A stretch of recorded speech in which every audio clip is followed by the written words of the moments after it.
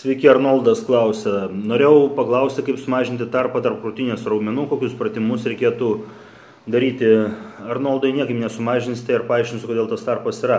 Raumens forma yra apspręsta genetiškai, jinai priklauso nuo jo taškų, kur raumuo prisikabina, kur jisai prasideda ir kur raumuo baigėsi. Krūtinės raumuo jisai turi prisitvirtinimo taškus prie raktikaulio, prie krūtinkaulio ir prie šonkaulių. Čia yra krūtinės raumens pradžia. Ir da skaidulos eina tokia kryptimi ir da kabinasi prie žastikaulio. Ir čia yra prisitvirtinimo taškai. Jeigu jie yra arti vienas kito, tai tada tarpas tarp krūtinės raumenų yra mažas.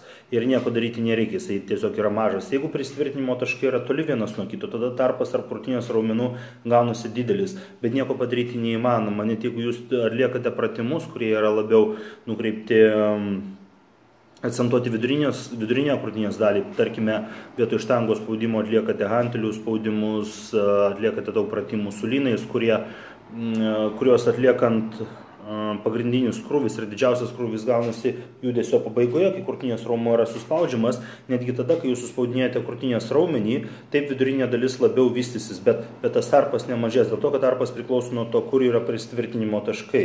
Ir šito dalyko jūs negalite pakeisti, negalite nuvažiuoti į autoservisą pas mechaniką ir paprašyti, kad čia arba pas stalių kur nors nueiti ir dirbtuvės paprašyti, kad jums atkabintų čia tą vietą raumens, kur jinai tvirtinasi prie krūtinkaulio ir patrauktų ją arčiau vienas kito. Tiesiog taip yra. Iš kitos pusės, netgi profesionaliame kultūrizme vienas iš šiandieninių tokių didesnių žvaigždžių Josh Lenartovič, kuris yra australas, jisai turi tą bėdą, jo tarpas tarp krūtinės raumenų yra didesnis dėl tos pačios priežasties, apie kurią aš dabar kalbėjau, bet tai jo vietų kultūrizmo varžybose nekeičia. Taip, iš tiesų yra gražiau, kai tas tarpas yra mažesnis, bet čia jau nieko negalime padaryti, kaip ir akių spalva, jinai yra tokia arba kitokia.